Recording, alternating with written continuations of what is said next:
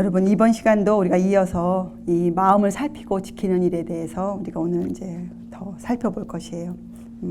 우리가 앞 시간에 마음을 살피고 지키는 일을 잘하면 우리가 이 믿음의 눈으로 성소한, 특별히 지성소, 또 하늘 성소까지 우리가 바라볼 수 있는 그런 안목을 가질 수가 있거든요. 그리고 죄가 무엇이라는 것에 대해서 아주 철저하게 우리 마음에 이해가 들어와요. 그리고 또 한 발자국 더 나가서 예수님에 대한 이해가 성소로부터 시작해서 하늘 성소로까지 우리가 이어지면 그때 우리가 실제적으로 우리에게 이 말씀이 이해가 되어질 거예요. 갈라디아서 5장 6절. 그리스도 예수 안에서는 할례나 무할례가 효력이 없대. 그죠? 그 당시에 이 할례 때문에 엄청나게 논쟁이 있었잖아요. 예. 효력이 없어요, 그거는. 없대. 사랑으로서 역사하는 믿음뿐이니라. 예. 이 마음을 살피고 이해하는, 지키는 일이 있어서 속죄에 대한 이해가 깊어지면 이 사랑으로서 역사하는 믿음이 다라는 것. 거기에 대한 또 이해가 생기기 때문에 어떻게 됩니까? 여러분, 사랑으로서 역사한다. 사랑으로서 역사하는 믿음이다. 이건 무슨 뜻입니까? 우리가 누누이 얘기하잖아요. 사랑은 힘이 있어요. 사랑은 움직이는 힘이 있어요. 사랑은. 그게 사랑이거든요. 그래서 이 사랑으로서 역사하는 믿음이라는 건 뭐냐면 실제적으로 실생활에서 하나님의 법을 원칙으로 삼아서 그렇게 살 수 있는 그리스도인들을 되게 해주는 것이에요. 그러니까 우리가 그냥 성경 조금 읽고 이해가 있다 그래서 또 교회에서 어떤 직분을 받았다 그래서 우리가 그런 사랑으로서 역사하는 믿음을 갖고 사는 그리스도인이 아니란 말이죠. 이것은 다 오로지 마음을 살피고 지키는 일에 성공할 때, 그래서 그 마음을 지키고 살펴서 어디에 대한 이해가 깊어질 때, 속죄에 대한 이해. 보라, 세상 죄를 지고 가는 하나님의 어린 양이시다. 이 한 절에는 정말 예수님의 신성과 인성 모든 게 들어가 있잖아요. 그런 것에 대한 이해가 들어올 때 비로소 우리가 이 갈라디아서 5장 6절의 말씀도 우리가 이해할 수 있는 것이에요. 그래서 이 속죄에 대한 이해는 우리에게 사랑으로서 역사하는 활동적인 믿음의 사람으로 우리를 살게 할 것이에요. 우리가 아주 활동적인 그리스도인. 여러분, 이 활동적인 그리스도인이라고 해서 우리가 뭐 전도사업 크게 하고 이걸 뜻하는 게 아니잖아요. 주께서 하라고 하시는 일, 그 일을 잘 찾아서 그 일을 하는 사람을 뜻하는 것이에요. 그리고 이런 것들이 이해가 될 때 아까 우리가 읽은 빌립보 4장 말씀, 무슨 일이든지 너희가 정결하며 참되며 이런 것들이 이해가 돼요. 여러분, 그게 무슨 뜻입니까? 앞으로 우리가 이런 이해 속에서 얻어지는 모든 덕목들, 그죠? 예수님에 대한 이해, 속죄에 대한 이해로 얻어지는 우리에게 얻어지는 모든 덕목들은 어떤 것이든지 간에 우리의 것이 아니에요. 그렇죠? 그리고 세상에는 그런 것이 없어요. 그것은 오로지 세상에 구주로 오신 예수 그리스도 안에만 있는 것이라는 것에 대한 이해도 깊어지는 것이에요. 내 것이 아니에요. 무엇을 우리가 가져다가 정결해지고 참해지고 건건해져도 그것은 우리 것이 아니에요. 그래서 아까 빌립보 4장 말씀, 무슨 덕이 있든지 무슨 기름이 있든지 이것들을 생각하라. 이런 말씀들이 우리가 진짜 성경 말씀이 우리에게 지식으로 다가오는 지혜로.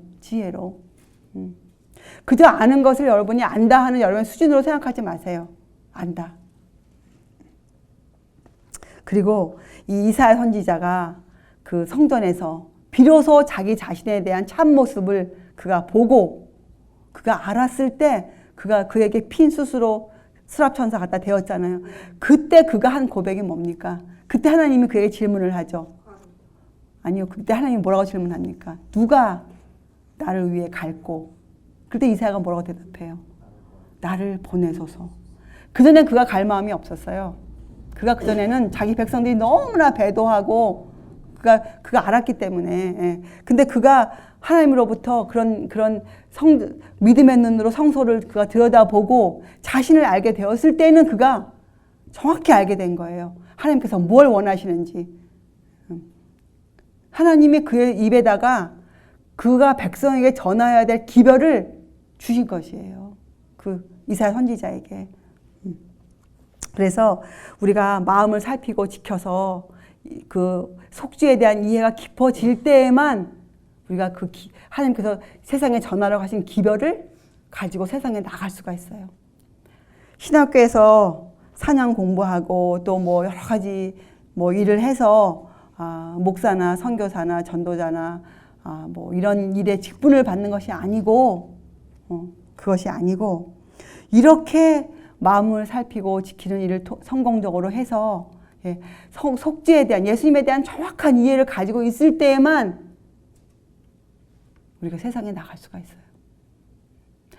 그 이해가 바로 하나님께서 우리를 부르시는 거예요. 그 이해가 없을 때에는 절대로 세상에 나가서는 안 돼요. 왜냐하면 도리어 뭐예요? 옳지 않은 것들을 퍼뜨릴 수 있기 때문에. 사람들이 마음이 급해요. 급해서 뭔가를 해야 될 것 같다는 그런 생각을 가지는데 하나님 그러시지 않으시거든요. 우리에게 정확한 이해가 없이는 나가서 함부로 입을 열면 경솔하고 남에게 상처 주고 비판적이고 부주의한 말뿐이 할 수가 없어요. 그래서 첫째, 여러분과 저는 먼저 우리의 마음을 살펴야 돼요. 그리고 지켜내야 돼요. 왜냐? 거기서 생명의 근원이 나오기 때문에. 그래 우리가 나가서 전해야 될 기별이 있지 않습니까? 보라. 예수님을 가리키면서 보라. 이분이 바로 세상 뒤를 지고 가신 하나님의 어린 양이로다. 이렇게 소개시켜 드릴 수가 있잖아요. 백성에게 전할 기별을 가지게 되는 거예요. 소식을, 메시지를. 그때 비로소 하나님과 함께 일할 준비가 되는 것이죠. 그래서 여러분과 저는 정말 이 마지막 때에 하나님을 위해서 일할 일들을 갖고 있지 않습니까? 우리가 그걸 알고 있어요. 그런데 우리가 정말 그 일을 하기 합당한 사람이 되기 위해서는 우리가 우선적으로 여러분이 이 마음을 살피는 일, 마음을 지키는 일, 여러분의 시간과 생각을 주님의 뜻대로 사용하는 것, 여기에 대한 훈련이 필요한 것이죠. 그래서 이사야 선지자가 한 고백, 나를 보내소서, 나를 보내소서. 이렇게 대답할 수 있는 사람이 되어야 돼요. 우리가. 자, 그리고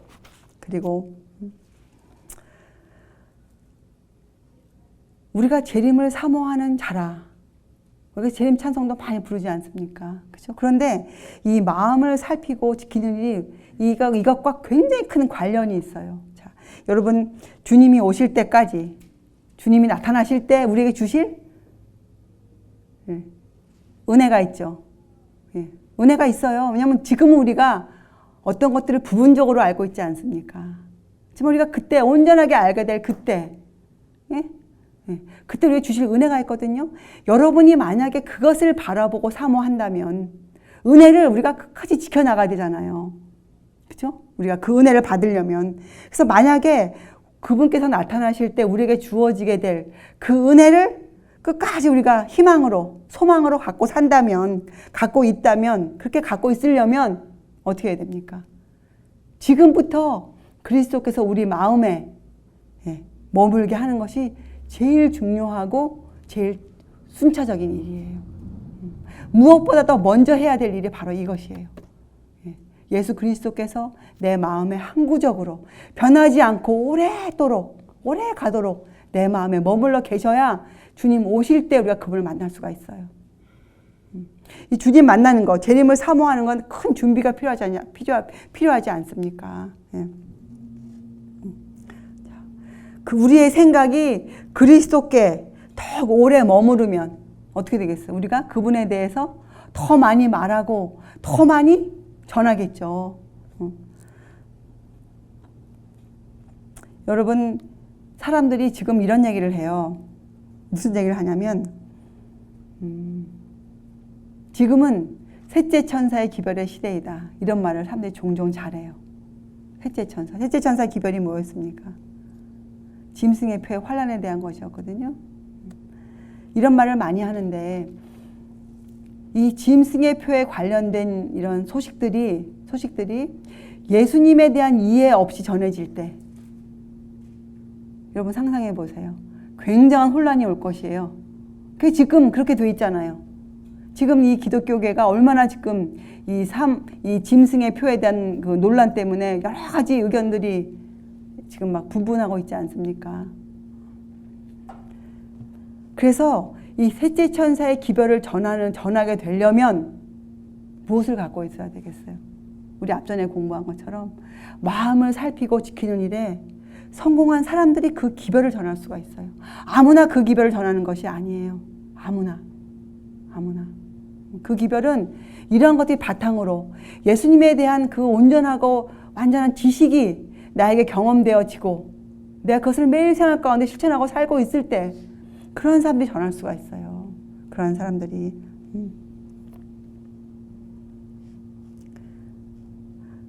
우리를 부르사 세상에서 따로 나와 있으라 하신 것은 바로 왜 우리를 그렇게 부르셨습니까? 왜 우리에게 세상에서 나와 따로 있어 부정한 것을 만지지 말라 왜 그렇게 우리에게 교훈하셨습니까? 그렇게 하신 것은 성경에 보면 우리들을 하나님께서 당신의 자녀로 삼으시기 위해서였어요. 하나님의 아들과 딸로 삼으시기 위해서 우리에게 그렇게 말씀하셨거든요. 그죠? 그러면 이 땅에서 우리는 그분의 자녀로 살아요. 우리가 하늘에 가서 그분의 자녀가 되는 것이 아니고 우리가 이 땅에서 그분의 자녀가 되는 것이잖아요. 그러면 우리가 이 땅에서 그분의 자녀로 살기 위해서 우리가 어떻게 살아야 되겠어요? 그분의 자녀로 살기 위해서. 이렇게 쉽게 얘기하죠. 기독교계에서는 하나님께 영광을 돌려드려야 된다. 그럼 그게 도대체 무슨 뜻입니까? 우리가 어떻게 하나님께 영광을 돌려드립니까? 하나님께. 여러분이 아는 모든 것은 이제부터 허구가 아니에요. 험한 것이 아니에요. 실제인 것들이에요. 우리가 어떻게 해야 하나님께 영광을 돌려드립니까? 우리가 어떻게 해야? 그분의 자녀로 삼으면 되죠. 그분의 자녀로. 하늘의 하나님의 아들과 딸로서 삼으면 돼요. 그러면 하나님의 아들과 딸은 의무가 있습니까? 당연히 의무가 있죠. 그 의무가 아까 우리가 뭐라고 배웠습니까? 하나님의 아들과 딸들은 그들이 갖고 있는 시간과 생각을 하나님의 아들과 딸에 합당하게 사용해야 돼요. 그래야 우리가 하나님께 영광을 돌릴 수가 있어요. 우리에게는 그렇게 거룩한 의무가 지워져 있어요. 만약에 여러분들이 나는 그리스도인이라 이렇게 말하기를 즐겨 하신다면 거기에 맞는 합당한 의무가 있다는 것 또한 여러분들이 인정하셔야 돼요. 그죠? 우리가 그리스도인이라 하면 그리스도인답게 하늘의 하나님의 아들과 딸의 딸답게 거기에 합당하게 우리가 생활을 해야 되는 것이에요. 바로 그 의무가 무엇이라고요? 마음을 살피고 지키는 것이에요. 왜요? 생명의 근원이 그에서 남이기 때문에. 주님을 아는 참 지식이 그 속에 들어가 있기 때문에 그래요.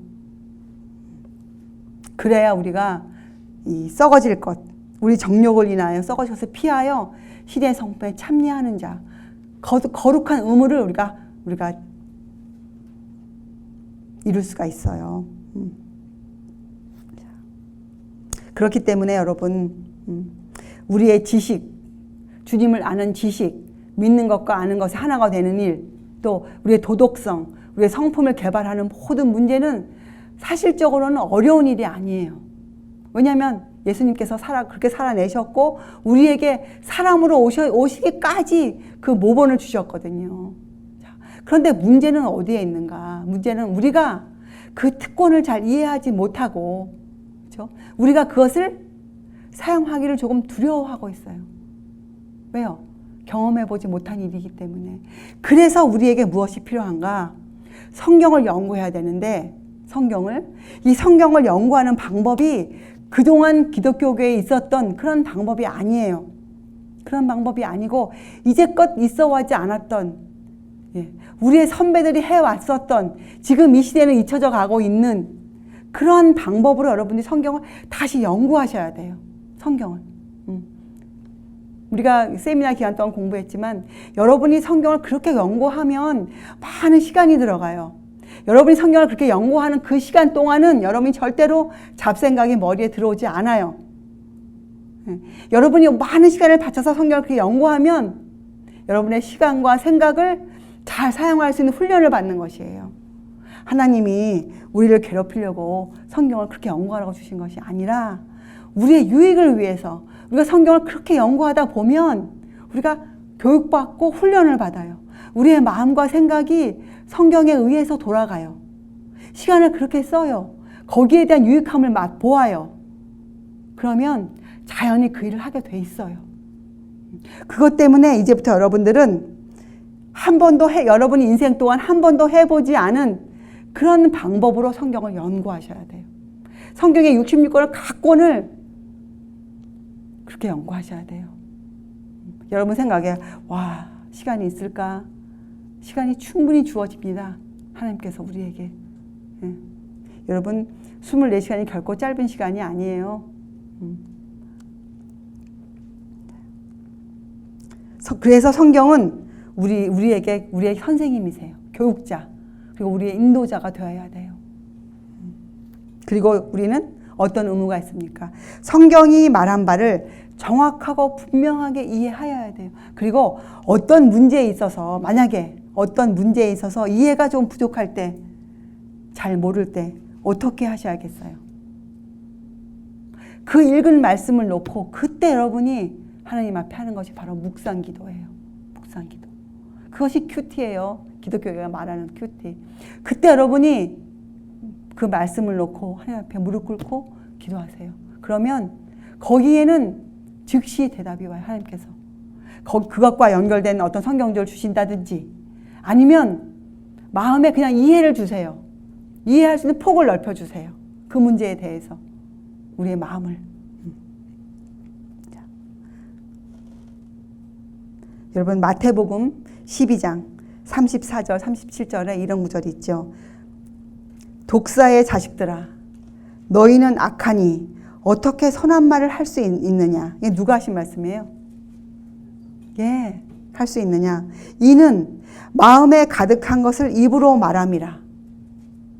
선한 사람은 그 쌓은 선에서 선한 것을 내고 악한 사람은 그 쌓은 악에서 악한 것을 내느니라. 내가 너희에게 이르노니 사람이 무슨 무익한 말을 하든지 심판날에 이에 대하여 심판을 받으리니 내 말로 의롭다함을 받고 내 말로 정죄함을 받으리라. 이렇게 설명하셨어요. 자, 제가 다시 그동안 공부한 걸 다 집약해서 내 말로 의롭다함을 받고, 이것은 무엇을 상징하는 것일까? 어떤 주제에 대한 이해가 있으면 이것을 우리가 이해할 수 있을까요? 내 말로 의롭다함을 받고. 네, 믿음으로 말면 의예요. 자, 내 말로 정죄함을 받으리라. 칭의의 반대가 정죄거든요. 그래서 우리가 이 말로 이런 일을 받는다. 그래서 말은 어디서 나오는 겁니까? 이 말에 의하면 선한 사람은 그 쌓은 선에서. 이게 뭐예요? 우리의 마음에서, 우리의 마음을 살피고 지키는 그 일을 어떻게 해왔느냐에 따라서 우리가 말로 의롭다함을 받고 말로 정죄함을 받을 것이라. 다른 말로 하면 우리의 말이 내 마음이 깨달은 것과 일치할 때 그것이 믿음으로 말미암은 아니에요. 내가 예수님을, 성경에서 말하는 그 예수님을 내가 마음으로 저분이 맞아. 저분이 세상 죄를 지우신 하나님의 어린 양이시다. 저분이 구세주이시다. 응? 저분이 이 땅에 사람으로 오셨구나. 이런 것에 대한 이해가 내 마음이 그 말씀들을 이해해서 받아 먹을 때 그때 나오는 말이 있잖아요. 그게 의롭다함을 받는 것이에요. 그러나 그 아는 것과 믿는 것과 아는 것이 하나가 되지 않을 때 그때는 우리가 정죄함을 받게 돼 있어요. 그래서 부주의한 말, 경솔한 말, 내뱉는 말 다 죄예요. 그래서 우리는 여러분 우리 마음에 쌓은 것에서 선한 일을 내야 돼요.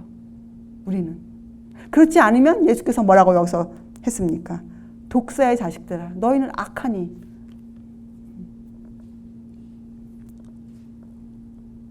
그리고 이 재림을 사모하는 우리가 왜 이 일에 더 열심을 내야 하는가? 우리가. 여러분 이제 이것을 여러분이 생각해 보시면 마음이 뜨거워질 거예요. 우리가 재림을 사모한다. 이제 그러면 여러분 마음에 이렇게 떠올라야 돼요. 베드로후서의 말씀. 너희가 어떠한 사람이 되어야 마땅하냐. 그렇죠? 그것이 바로 베드로 선생님께서 재림을 설명하면서 주신 결론이었거든요. 세상이 이렇게 풀어지리니. 그렇잖아요. 재림을 사모한다는 것은, 재림을 기다린다는 것은 바로 우리의 품성과 연관이 된 거예요. 우리 품성과. 근데 품성과 상관없이 제 이름을 외치면 그것은 그 쌓은 선한 것에서 내는 것이 아니에요. 자, 왜 그런가? 왜 그런가? 지금 여러분과 제가 이 그리스도인 품성의 완성을 위해서 신의 성품에 참여하는 자가 되는 것이 우리의 관건이다. 이것이 우리가 이 땅에서 갖고 있는 우리의 의무다. 이렇게 우리가 외치잖아요.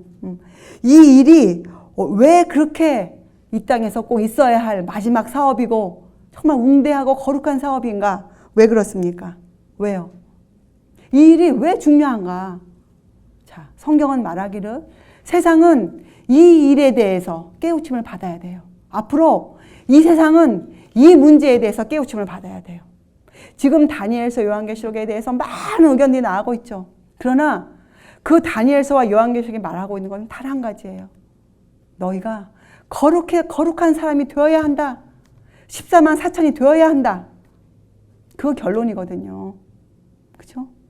그래서 다니엘에게 그 모본을 주신 거란 말이죠. 자, 그렇다면 세상이 아직도 이 일에 대해서 깨우침을 받지 못하고 있어요. 정말 놀랍게도. 그러나 세상은 누가 주관하고 계십니까? 하나님께서. 세상 역사를 하나님이 주관하고 계세요. 세상 열국의 흥망성쇠가 왜 나와 있었습니까? 다니엘서에. 그들이 하나님의 뜻을 어떻게 어겼을 때, 하나님이 주신 그것을 그들이 이루어내지 못했을 때, 그들의 나라가 도덕성이 망가졌을 때 그들이 망하였거든요. 이런 것들을 보여주고 우리에게 알게 하시길 원하셨어요. 그러면 지금 세상은 아직도 여기에 대해서 확실한 이해를 받고 있지 못해요. 하나님이 왜 마지막에 증인들이 필요하신가? 어디에 대한 증인이 필요하신 거예요? 하나님께서. 아니, 어디에 대한 증인? 하나님이 어디에 대한 증인이 필요하세요? 바로 이 문제에 대한 증인이 필요하신 거예요. 점없고 흠없는 하나님의 자녀들. 그죠? 그리스도의 품성을 이루어낸 자들을 하나님 세상에 보여내셔야 돼요. 하나님께서 이들을 봐라. 이들을. 그래서 이 그리스도의 품성의 완성을 이루는 문제. 지금 여러분과 제가 그러니까 골똘하게 생각하고 모든 것을 쏟아붓고 있는 이 문제가 앞으로 세상에 널리 퍼져야 될 주제란 말이죠. 이것은 엄숙하고 웅장한 문제예요. 왜? 세상이 깨우침을 받아야 할 문제이기 때문에. 그렇죠? 그리고 우리가 그 일에 증인으로 서야 하기 때문에 여러분과 저에게는 마음을 살피고 지키는 일, 우리의 시간과 생각을 주의 뜻대로 사용하는 이 훈련이 절실히 필요해요. 지금 절실히.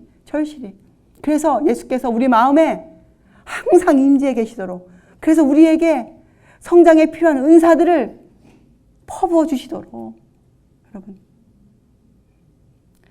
지금 은사에 대해서도 너무나 잘못된 견해가 많지 않습니까? 우리에게 은사가 필요해요. 은사가. 이 사업의 완성을 위해서 우리에게. 그래서 여러분, 그래서 우리가 이렇게 중요한 이슈를 지금 공부하고 있는 거예요. 그리스도의 품성의 완전. 이거 얘기하면 큰일 나죠, 사람들이. 그러나 성경은 분명히 이렇게 말하고 있습니다. 여러분, 침례 요한, 짧게 주의 사업 하다가 우리 선배시죠. 자, 그분이 외치셨을 때 누구의 마음이 흔들렸습니까? 누구의 마음이? 그 당시 왕이었던 헤롯의 마음이 움직였어요. 그런 가마력이 여러분과 저에게 나와야 돼요. 근데 그걸 할 수 있었던 이유는 뭡니까? 침례 요한은 주께서 주신 기별을 담대하게 전하였어요. 이사야도 그렇게 하였어요. 예수께서도 핍박과 그 앞에 있을 모든 일을 아시면서 그분께서 하셔야 할 일을 하셨어요. 우리도 앞으로 그러한 일을 해야 돼요.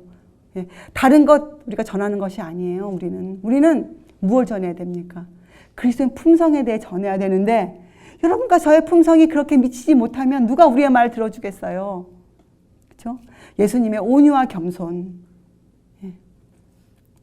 우리가 무엇을 하든지 우리가 존경할 만하며, 무엇을 하든지 참하며 정결하며 경건하며, 이러한 사람, 진정으로 그렇게 돼야죠. 저는 공부를 계속하면 할수록 이 문제가 가장 시급하고 중요하고 우리가 이것을 세상에 잘 전해야 될 의무가 있고 그래서 여러분과 저에게 참 큰 일이 맡겨져 있어요. 참 의무가 지어져 있어요. 근데 이것은 우리가 하나님의 자녀이기 때문에 당연히 가져야 될 의무죠. 그리고 주께서 주신 특권, 하나님의 자녀로 살 수 있는 그 권세 주셨잖아요, 우리에게. 그것을 우리가 실제적으로 우리가 마음으로 이해하고 그것을 우리가 펼쳐나가는 그런 인생, 그런 삶. 정말 그렇게 살게 되기를 제가 간절히 바라요. 정말 간절히. 그래서 다른 것에 우리가 마음 두지 않고 정말 세상은 아직도 이 그리스도의 품성의 완전에 대해서 깨우침을 받지 못하고 있잖아요. 이것을 가르쳐주는 곳이 없어요. 이 그리스도의 품성의 완전에 대해서. 그래서 오늘 여러분에게 제가 이 문제에 대해서 좀 우리가 마음을 더 두자. 우리의 마음을 살피고 지키는 일.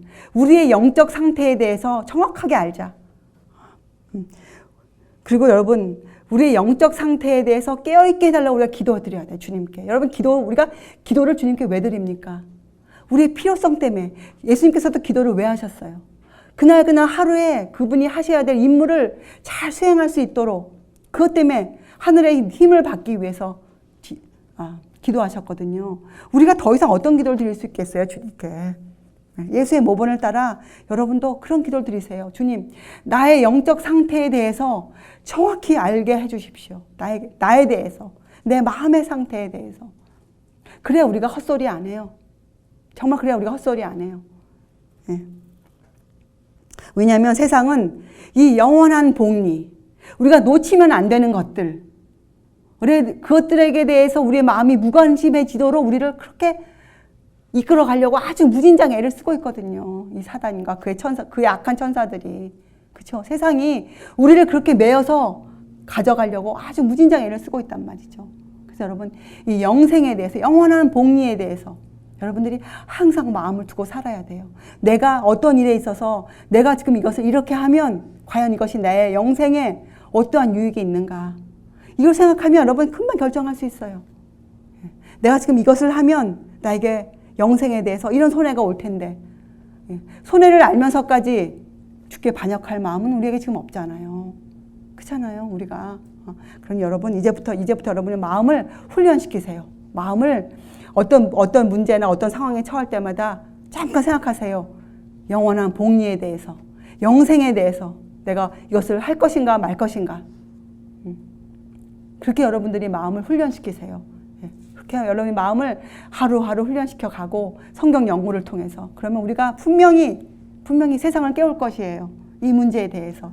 그리고 우리가 그 증인으로 점없고 흠없는 그렇게 우리가 그런 사람들로 하나님과 함께 예수님과 함께 시온산에 우뚝 서 있을 수 있는 그런 사람들이 될 것이에요. 자, 여러분, 그래서 명상의 습관 가지세요. 어떻게 해요? 그런 이해를 바탕으로. 이런 이해가 없는데 명상하면 졸죠. 그리고 다른 생각이 다 들어오죠. 그거 말고 마음을 하늘의 사물에 두도록 훈련시키는 것이에요. 이게 우리의 마음을 하늘의 사물에다가 두도록 훈련시키는 것. 명상의 습관. 그리고 헌신의 정신을 항상 품고 계세요. 주께서 필요하시다 하면 무엇라도 내드릴 수 있는 사람. 주께서 필요하시다 하면 그리고 기도와 성경 공부에 여러분이 최선을 다하세요. 여러분이. 그러면 어떻게 해요? 우리가 하고 있는 모든 노력에 열성, 생기가 생겨요. 힘이 생겨요. 그런데 여러분, 이 일이 게을러지고 나태해질 때 성경은 우리가 성장할 수 없다고 얘기하고 있어요. 성장할 수 없어요. 그때 영적 기만에 빠지게 돼요. 스스로의 기만에 빠지게 돼요. 그러면 아까 예수께서 하신 말씀, 독세의 자식이라는 그런 평가를 받게 돼 있어요, 여러분. 그렇죠? 그럼 여러분, 이제 우리가 이런 것들을 공부했습니다. 그래서 우리가 믿는 것과 아는 일에 하나가 돼요. 온전한 사람을 이루어 그리스도의 장성한 분량이 충만한 데까지 이르는 우리가 정말 그러한 사람. 이것은 성경에서 그냥 듣기 좋으러 한 소리가 아니잖아요. 아니 사도 바울께서 에베소서에 이 글을 쓰면서 그냥 듣기 좋으라고 하신 말씀이 아니잖아요. 우리가 실제적으로 이해하고 받아들이고 그렇게 살아야 될 말씀이잖아요. 틀림없죠. 거기에는 여러분. 방법은 한 가지예요. 여러분의 마음을 살피고 지키는 것이에요. 정확히는 여러분의 영적 건강 상태에 대해서 주께서 뭐라고 하시는지 여러분이 알고 계셔야 된단 말이죠. 그래야 스스로 기만에 안 빠져요. 여러분 이제 우리의 애정의 중심을 누구에게 둘까요? 여러분의 그 애정의 중심 하나님께 예수 그리스도께 주님께 두세요. 그리고 주님 알기에 게으르지 않고 더 열심을 내는, 그래서 마지막 때 정말 착하다, 착하고 충성된 종아, 이런 칭찬을 받을 수 있는 여러분과 제가 되시기 바랍니다. 기도하시겠어요? 하늘에 계신 저희들의 아버지시여, 저희들을 위해서 모든 준비를 갖추어 주시고 저희를 또 훈련시키시기를 기뻐하시는 하나님 아버지, 이제 저희들도 주님의 뜻을 본받아 저희의 마음을 주께 열고 주님의 훈련을 받기를 원합니다. 저희의 마음을 살피고 지키는 일에 주님께서 저희들을 도와주시옵소서. 다윗의 고백처럼 주님께서 저희를 시험하여 주시옵소서. 저희의 마음을 시험하여 저에게 알려주시옵소서. 그래야 저희가 정말 이 영적인 투쟁, 영혼의 투쟁에 저희가 성공토록 도와주시옵소서. 저희가 매일매일 죄를 포기하고 또 저희를 유혹하는 그 모든 것에서 저희가 굳굳이 저항할 수 있도록 주께서 도와주시옵소서. 주께서만이 저희의 모든 것이 되십니다. 저희의 모든 사랑을 주께 드리고 저희의 온 마음과 힘과 뜻을 다하여 주님을 섬길 수 있는 그러한 사람들 다 되게 하여 주시옵소서. 감사드리오며 귀하신 예수 그리스도의 이름으로 아버지께 간절히 기도드리옵나이다. 아멘.